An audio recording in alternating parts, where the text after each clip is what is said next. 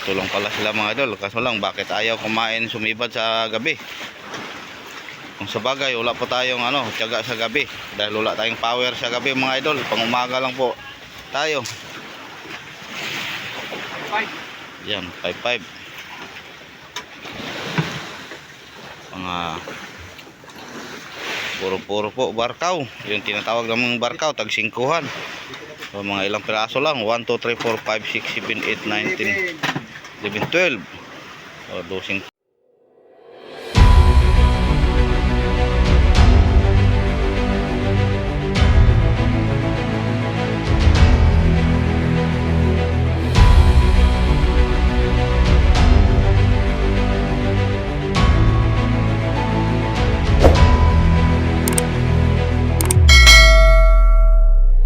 Mga idol, magandang umaga po sa inyong lahat. Ito po ang huli ni Toto Hans sa panghuling araw, panghuling umaga namin dito sa laot mga idol. Kaya kami po mamaya unti-unting magpatabi na. Yan, nakaisang banyera pang barkaw. Pero siguro siya lang po mga idol dahil si Buddy nabukya, walang huli. Pachamba-chamba lang. Yan.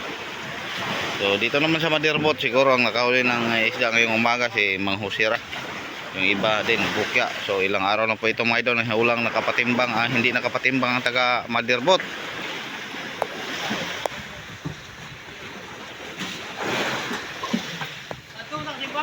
Dito lang pala sila mga idol. Kaso lang bakit ayaw kumain sumibad sa gabi. Kung sa bagay wala po tayong tiyaga sa gabi. Dahil wala tayong power sa gabi mga idol. Pang umaga lang po tayo. Yan 5-5. Mga puro po barkaw. Yung tinatawag namang barkaw tag 5-han. So, mga ilang piraso lang. 1, 2, 3, 4, 5, 6, 7, 8, 9, 10, 11, 12. So, dosing piraso. 12 piraso.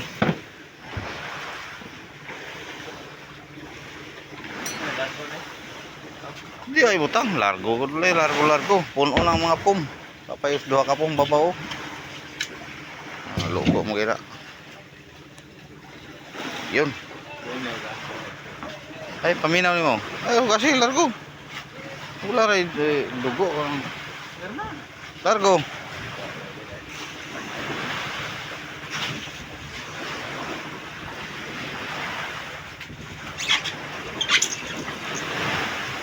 Ganda tingnan ng mga idol pag puro barkaw. So pag ganitong mga oras mga idol hindi ka talaga makakita ng tumalon-talon. Iwan mo alam kung mayroon bang isda. Pero sa umaga nakahuli sila. So ibig sabihin nandito lang ang mga isda pero siguro distansya siya. Kaya inariya po ni Hansel kanina Toto yung palangre apakaras. Tinawag ko lang karas o palangre.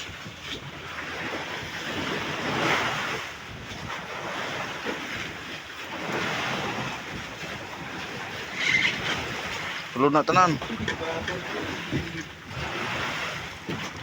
Ay lagi busi, Yan na. Bail ko naog tong usa ka 200-an kay natoy ko ang mga pakuraron. Lah. Ito na kay buka do. Koy ra. To ba na pum. Ay rag patami. Damo ko na press. Oh, tora. Ito na. Ay. Ibusir gamay na tubig dong. Kamay ra.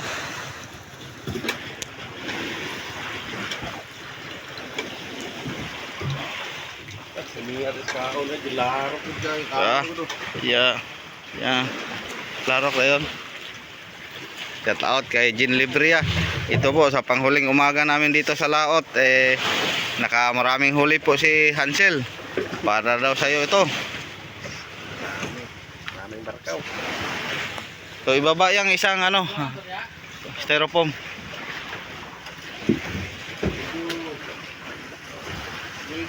Doon ilagay may unod na inyo ha. Para kaso may unod dire wala antres. Diyan ko na imulagay. Dire na lang. Banda.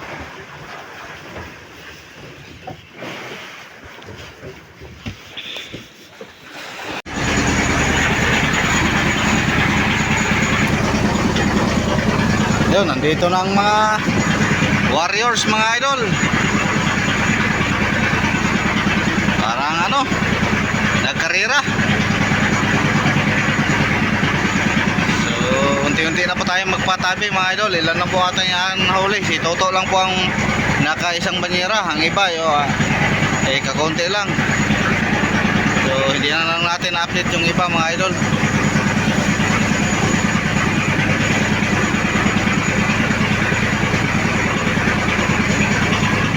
Pero dadaan pa tayo ng payaw mga idol. May tinarget po tayo. Sana may isda po ang ating tatargetin.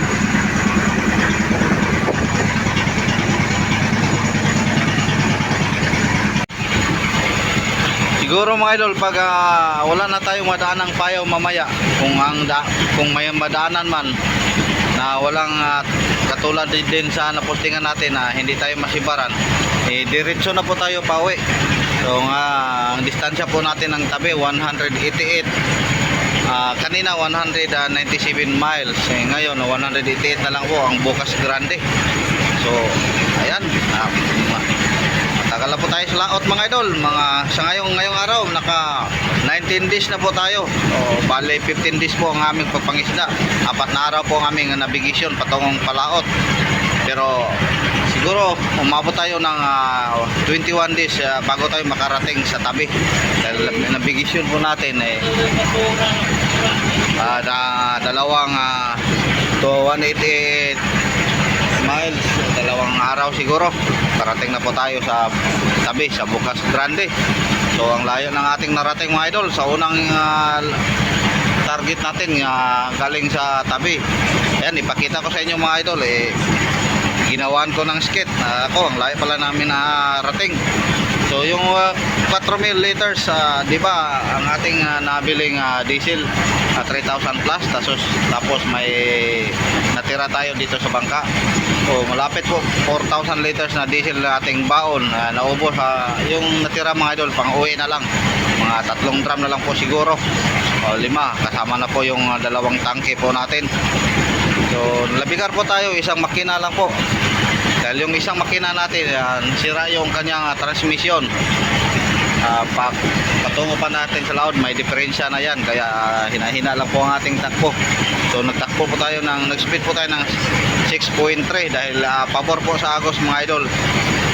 So ito mga idol, ginawaan ko ng skit yung ating napuntahan na patungong laot.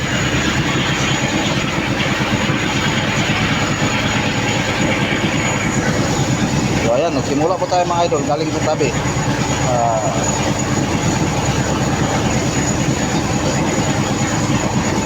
So dito po tayo pumunta. Unang tinarget po natin 08129. Tapos tumakbo tayo sa 4 na araw din natin galing dito. Tumakbo tayo sa 130. So paikot patong pagdating natin sa 130, mga ilang araw na tayo doon mga idol. Malapit na po sa boundary. Dahil dito sa banda sa 08130, malapit na yan sa boundary. Itong nakaguhit po natin mga idol. Tapos nagpa-south naman tayo sa 07129. Ganun pa rin, malapit din sa ating boundary. Tapos pagdating naman natin 07129, nagpababa tayo ng konti ng 07129. Dito tayo pumunta yung sa area po ng SPF. Una nating area na abutan sa Sal, yung Sierra Alpha Lima. Tapos tumakbo tayo sa 130 doon sa MSP sa banda south sa kay Lari area. So tapos tumakbo naman tayo dito sa 07129, yung sa mga malapit sa Rans. Tapos katabi niya Ilonggo. Tapos tumakbo naman tayo sa area ng SPF. Yan, dito banda mga idol 07129 pa rin. Tapos bumalik tayo sa gitna. Ito po banda sa gitna po ng Ilonggo, yung Sierra Alpha Lima. Dito po tayo nakapariyada, nakapalikom. Yung nalikom natin na medyo sa pangalawa hindi tayo binigyan. So di natin malimutan yan mga idol. Dito sa banda, dito pong banda ng area ng Sierra Ilonggo, tinatawag natin Ilonggo. At ang kalahati nitong Ilonggo, area po ng yung kumpanya nila, yung Sierra Alpha Lima din, yung may lifeboat na huli po nating napuntahan kahapon. So galing sa Ilonggo, bumalik naman tayo dito banda sa bandang Alaska o Liberty sa isang area. Tapos tumakbo naman tayo ng 50 milyahe mga idol patungo dito sa 09129. Dito po tayo natin na abutan yung light boat na si Victory. Area din ng Sal. So dito sa gilid dito, nakatangko tayo ng mga 5 milyahe. Santo Niño na. Napanote po tayo dito. So Santo Niño na sa mga idol. Dito tayo nagtapos. Ngayon, pauwi na tayo. Dito tayo na.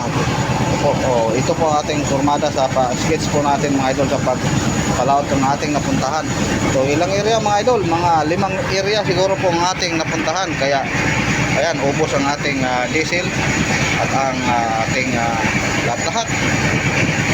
At yung mga grocery dahil sa kada area may mga kaibigan po tayong light boat. Bigyan po natin ng mga dalaw. So mainom, sigarilyo, lahat. So kaya ubusan po tayo. So sakto, naka-19 po tayo.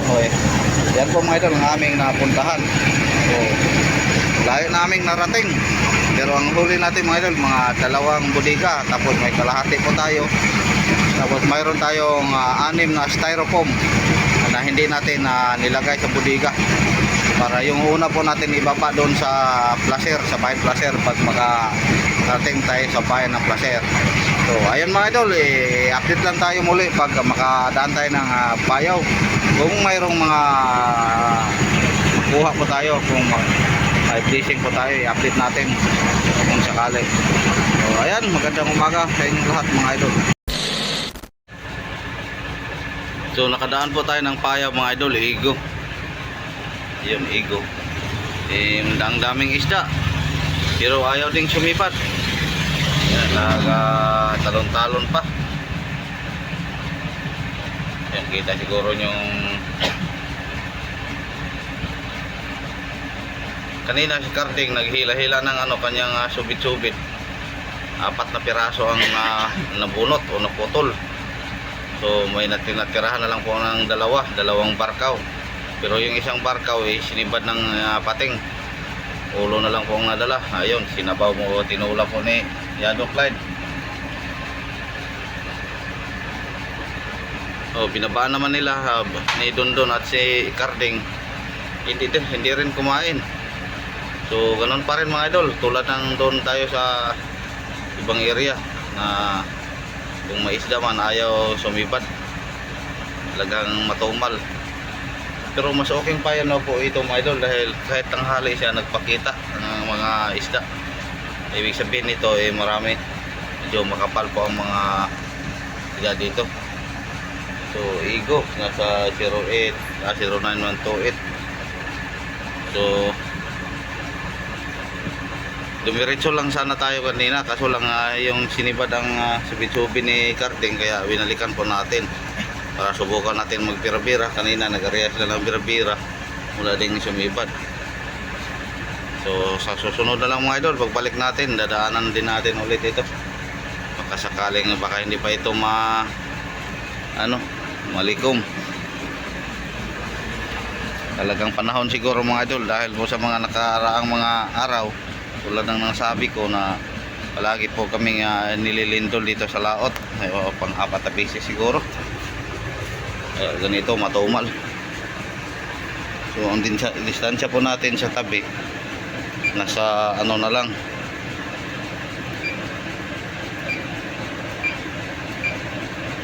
yun, bukas 1 naka 169 po. Kung tuloy-tuloy po ang ating takbo siguro bukas ng gabi tayo po makarating sa Bukas Grande.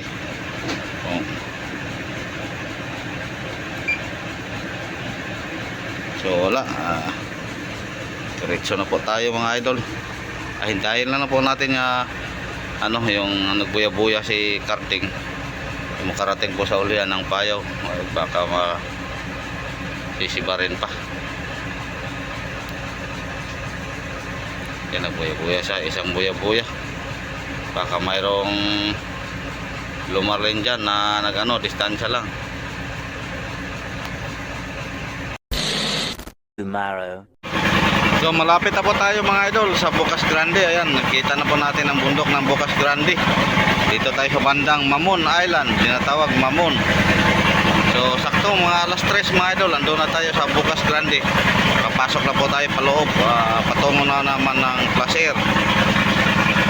So gabi po tayo, siguro tayo makarating sa Placer alas 3, alas 4, alas 5. Mga bandang alas 6 mga idol, madiliman po tayo bago tayo makarating sa bayan po ng Placer.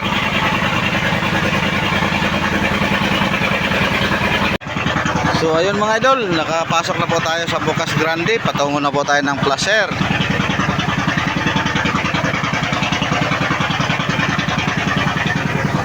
Ayun, tulad ng nasabi ko mga idol, mga bandang alas 6 po siguro tayo makarating sa Placer. So kung makahabol po tayo mga idol, mamayang madaling araw, kung walang nagdiskarga, magdiskarga po tayo ng kakonti o mag-update pa tayo sa presyo. Kung sakaling okay lang dyan, dyan lang po tayo diskarga lahat. Pero kung medyo lamang po sa Cebu, doon po tayo babiyahe. So ayan, update lang po tayo mga idol. Maraming salamat, kami po ay nakarating dito sa tabi na linaw. Okay po ang aming navigasyon. At marami ding salamat mga idol sa inyong lahat, sa inyong walang sawang pagsubaybay sa aking mga video. Yan, daming barko dito nakatambay mga idol So dito pala, hindi sila nagpalapit sa tabi. Nagkarga pala sila ng buhangin galing sa mining. Mayroon din doon. Hindi sa gilid, mayroon din. So kita na po natin ang dulo ng Placer mga idol.